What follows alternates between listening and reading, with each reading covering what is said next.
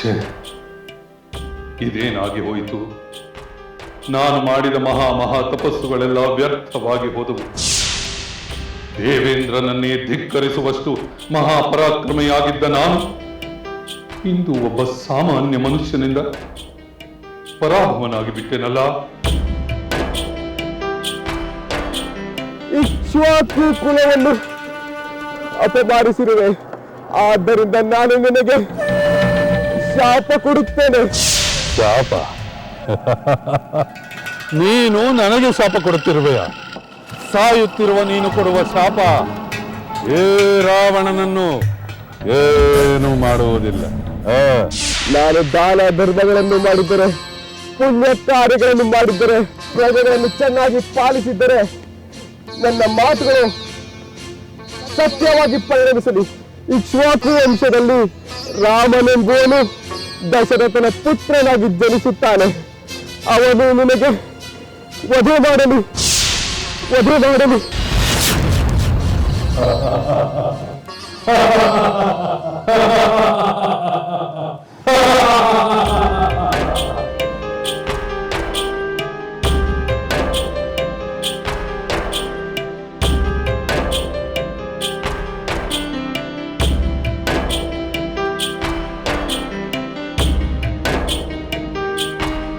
ಈ ಜನ್ಮದಲ್ಲಿ ಈ ದೇಹದಲ್ಲಿ ಪಡೆಯಲಾಗದ ಪುರುಷೋತ್ತಮನ ಪ್ರೇಮವನ್ನು, ಅವರ ಪಾದ ಸೇವೆಯನ್ನು ಮಾಡುವ ಅವಕಾಶವನ್ನು ಮುಂದಿನ ಜನ್ಮದಲ್ಲಿ ಮುಂದಿನ ದೇಹದಲ್ಲಿ ಪಡೆಯುತ್ತೇನೆ. ಆಗ ನನ್ನ ಪತಿಯಿಂದಲೇ ನಿನ್ನ ಸಂಹಾರ. ನಮೋ ಅಗ್ನಿದೇವ, ನನ್ನ ದೇಹವನ್ನು ಸ್ವೀಕರಿಸು.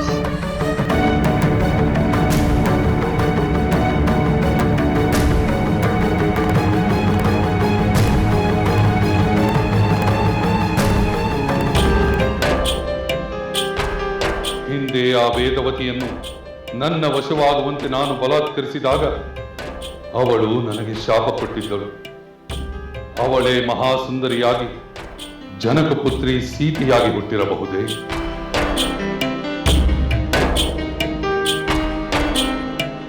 ಅಮಾತ್ಯರೇ, ಮಹಾಪ್ರಭು. ಅಮಾತ್ಯರೇ, ನನ್ನ ಹಿಂದಿನ ಶಾಪಗಳೆಲ್ಲ ಈಗ ನನಗೆ ಭಯದ ಭೂತವಾಗಿ ಕಾಡುತ್ತಿವೆ. ನೀವು ಇತರ ಮಂತ್ರಿಗಳೊಡನೆ ಸೇರಿ ಪರ್ಯಾಲೋಚಿಸಿ ಅದಕ್ಕೆ ಸೂಕ್ತ ರಕ್ಷಣಾ ವ್ಯವಸ್ಥೆಯನ್ನು ಮಾಡಬೇಕು. ಹಾಗೇ ಆಗಲಿ ಪ್ರಭು. ಎಲ್ಲಕ್ಕಿಂತ ಮೊದಲು ನೀವು ಮಾಡಬೇಕಾದ ಪ್ರಮುಖ ಕಾರ್ಯವೊಂದಿದೆ. ದೇವದಾನವರ ದರ್ಪವನ್ನು ಅಡಗಿಸಬಲ್ಲ, ಬ್ರಹ್ಮಶಾಪದಿಂದ ನಿದ್ರಾ ಪ್ರವಾಸನಾಗಿರುವ ಆ ನನ್ನ ಸೋದರ ಕುಂಭಕರ್ಣನನ್ನು ಮೊದಲು ಎಚ್ಚರಿಸಬೇಕು. ಖಂಡಿತ ಎಚ್ಚರಗೊಳಿಸುತ್ತೇನೆ ಪ್ರಭು. ನಗರದ ದ್ವಾರಗಳು, ಪ್ರಾಕಾರಗಳ ರಕ್ಷಣಾ ವ್ಯವಸ್ಥೆ ಇನ್ನಷ್ಟು ಭದ್ರವಾಗಬೇಕು. ಹಾಗೆ ಆಗಲಿ ಪ್ರಭು. ಇಲ್ಲಿ ನಾನು ಚಿಂತಿತನಾಗಿ, ದುಃಖಿತನಾಗಿ, ಅಪಮಾನದ ನೋವಿನಲ್ಲಿ ತಳಮಳಗೊಳ್ಳುತ್ತಿದ್ದರೆ ಅಲ್ಲಿ ಆ ನನ್ನ ಸೋದರ ಕುಂಭಕರ್ಣ ಇದಾವುದರ ಪರಿವೆಯೂ ಇಲ್ಲದೆ ನಿದ್ರಾ ಸುಖದಲ್ಲಿ ಮೈಮರೆತಿದ್ದಾನೆ.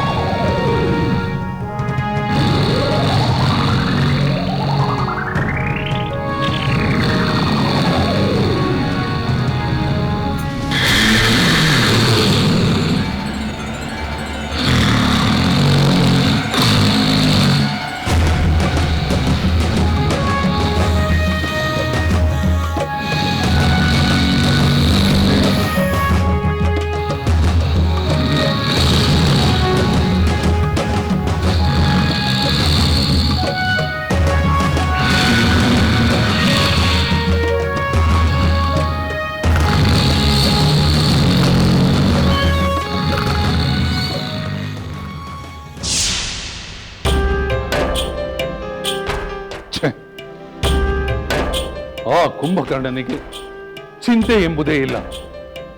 ತನ್ನ ಸೋದರನಿಗಾಗಲಿ ಈ ಲಂಕೆಗಾಗಲಿ ಬಂದಿರುವ ಆಪತ್ತಿನ ಅರಿವೇ ಇಲ್ಲದಂತಹ ಘನವಾದ ನಿದ್ರೆ ಅದು. 6 ತಿಂಗಳು ಎಚ್ಚರ, 6 ತಿಂಗಳು ನಿದ್ರೆ, ಯಾವ ಪುರುಷಾರ್ಥಕ್ಕಾಗಿ? ನನ್ನೊಡನೆ ಮಂತ್ರಾಲೋಚನೆ ಸಭೆ ನಡೆಸಿ ಹೋಗಿ ಮಲಗಿದ್ದಾನೆ. ಅದಿನ್ನೂ ಹೆಚ್ಚು ಕಾಲ ಆಗಿಲ್ಲ ಅಲ್ಲವೇ?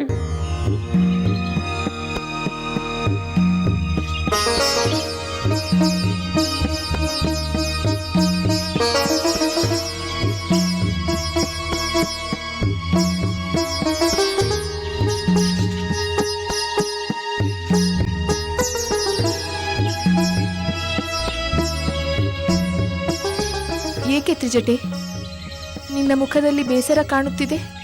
ಸೀತೆ, ಒಂದು ಸಂತೋಷದ ಕ್ಷಣವನ್ನು ಅನುಭವಿಸುವ ಮೊದಲೇ ಅದು ವ್ಯರ್ಥವಾಯಿತು. ಯಾವ ಸಂತೋಷ? ಹೇಗೆ ಹಾಳಾಯಿತು? ಲಂಕೇಶ್ವರನಿಗೆ ಸೋಲಾಗಿ ನಿನ್ನ ಸ್ವಾಮಿಗೆ ಜಯವಾಗಿ ನೀನು ಈ ಅಶೋಕವನದಿಂದ ಬೇಗ ಬಿಡುಗಡೆಗೊಳ್ಳುವ ಸುವರ್ಣ ಅವಕಾಶ ಹಾಳಾಯಿತು ಸೀತೆ. ಯಾರಿಂದ ಹಾಳಾಯಿತು ತ್ರಿಜಟೆ? ಸ್ವತಃ ನಿನ್ನ ಸ್ವಾಮಿಯಿಂದ. ಅದು ಹೇಗೆ ಸಾಧ್ಯ ತ್ರಿಜಟೆ? ನನ್ನ ಸ್ವಾಮಿಯಿಂದ ನಾನು ಬಂಧ ಮುಕ್ತಳಾಗುವ ಅವಕಾಶ ಹೇಗೆ ತಪ್ಪಲು ಸಾಧ್ಯ? ನನ್ನ ಸ್ವಾಮಿ ಆ ಸಾಗರಕ್ಕೆ ಸೇತುವೆ ಕಟ್ಟಿ ಮಹಾ ಸಾಹಸದಿಂದ ವಾನರರೊಂದಿಗೆ ಲಂಕೆಗೆ ಬಂದಿರುವುದು ಆ ರಾವಣನನ್ನು ಸಂಹಾರ ಮಾಡಿ ನನ್ನನ್ನು ಕರೆದುಕೊಂಡು ಹೋಗುವುದಕ್ಕೆ ಅಲ್ಲವೇ? ಹೌದು ಸೀತೆ, ಅದೆಲ್ಲ ಸತ್ಯವೇ. ಆದರೆ ಈ ದಿನ ನಿನ್ನ ಸ್ವಾಮಿ ಏನು ಮಾಡಿದರು ಗೊತ್ತೇ? ಆ ರಾವಣನ ಶಸ್ತ್ರಾಸ್ತ್ರಗಳನ್ನೆಲ್ಲ ಭಂಗಗೊಳಿಸಿ ಅವನನ್ನು ಅಸಹಾಯಕನಂತೆ ಮಾಡಿದ ನಿನ್ನ ಸ್ವಾಮಿ ಅದೇ ಅವಕಾಶವನ್ನು ಬಳಸಿಕೊಂಡು ಅವನನ್ನು ಸಂಹರಿಸದೆ ನಿನಗೆ ಆಯಾಸವಾಗಿದೆ, ವಿಶ್ರಾಂತಿ ಪಡೆದು ಬಾ ಎಂದು ಹೇಳಿ ಕಳಿಸಿದ್ದು ನ್ಯಾಯವೇ?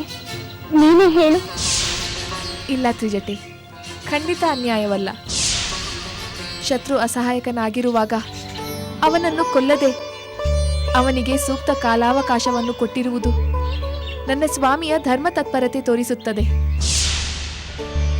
ಅದಲ್ಲದೆ ಶತ್ರು ಎಷ್ಟೇ ಬಲಿಷ್ಠನಾಗಿ ಬಂದರೂ ಗೆಲ್ಲಬಲ್ಲೆ ಎಂಬ ನನ್ನ ಸ್ವಾಮಿಯ ಆತ್ಮವಿಶ್ವಾಸ ಕಾಣಿಸುತ್ತದೆ. ನನ್ನ ಸ್ವಾಮಿಯ ಈ ವರ್ತನೆಗೆ ನಾನು ಖಂಡಿತ ಹೆಮ್ಮೆ ಪಡುತ್ತೇನೆ. ನಿನಗೆ ಬೇಸರವಿಲ್ಲವೆಂದ ಮೇಲೆ ನಾನೇಕೆ ಬೇಸರ ಪಡಬೇಕು ಸೀತೆ? ಬಲಿಷ್ಠನಾದ ರಾವಣನನ್ನು ನಿನ್ನ ಸ್ವಾಮಿ ಬೇಗ ಸಂಹರಿಸುವ ಕ್ಷಣಗಳನ್ನು ನಾನು ಎದುರು ನೋಡುತ್ತೇನೆ. ಕಾಲ ವಿಳಂಬವಾದರೂ ನನ್ನ ಸ್ವಾಮಿ ಧರ್ಮಲೋಪವಾಗಲು ಅವಕಾಶ ಕೊಡುವುದಿಲ್ಲ ತ್ರಿಜಟೆ. ಅದಕ್ಕಾಗಿ ನಾನು ಸಂತೋಷ ಪಡುತ್ತೇನೆ, ಹೆಮ್ಮೆ ಪಡುತ್ತೇನೆ. ಅಂಥ ಧರ್ಮಾತ್ಮನಿಗಲ್ಲದೆ ಬೇರೆ ಯಾರಿಗೆ ಜಯ ದೊರೆಯಲು ಸಾಧ್ಯ ಸೀತೆ? ತಡವಾದರೂ ನಿನ್ನ ಸ್ವಾಮಿ ಗೆದ್ದೇ ಗೆಲ್ಲುವುದು ಖಂಡಿತ. ನೀವು ಹೋಗಿ ಅವನನ್ನು ನಿದ್ರೆಯಿಂದ ಕೂಡಲೇ ಎಚ್ಚರಿಸಿ.